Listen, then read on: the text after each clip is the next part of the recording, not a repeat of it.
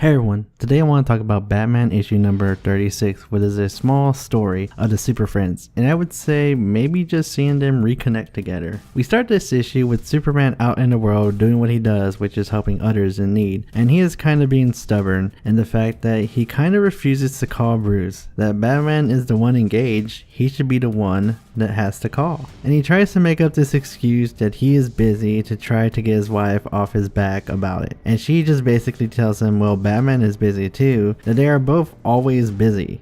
Batman himself is saying the same thing that Superman is basically saying, that he doesn't see why he has to call. Catwoman even believes Superman was his close friend, but Batman just does not feel like he has a close friend, that he considers Alfred, his family, to be his closest friend. And even she tries to get him to call Superman, but like the Man of Steel, he just tells her that he is busy. We then are taken to a parking lot where Lois is telling Clark that she wants to meet Catwoman, and of course Superman, being the person he is, does not like that idea, with her being a criminal and finding out his secret identity. And Lois is just telling him if Superman can trust Batman with his life, then he should be able to trust who he falls in love with. Plus, she's pretty sure that Catwoman already knows his identity. And both Lois and Catwoman see that their men need to talk to each other because they're supposed to be the Super Friends, part of the Trinity. And as Clark is fighting Dr. Double X, he still has not called Batman and is just trying to keep himself from even talking to the Dark Knight. And Lois is not having it at all. She is making Superman fix whatever their rift is because Bruce Wayne is his friend, and friends talk to each other, and she just wants them to be closer. Both couples go on their way to work on their cases in the city, and both Batman and Superman are speaking about the other person. Superman describing what happened to Bruce and his parents and just turned his tragedy into hope. And Batman talking about Superman and losing his planet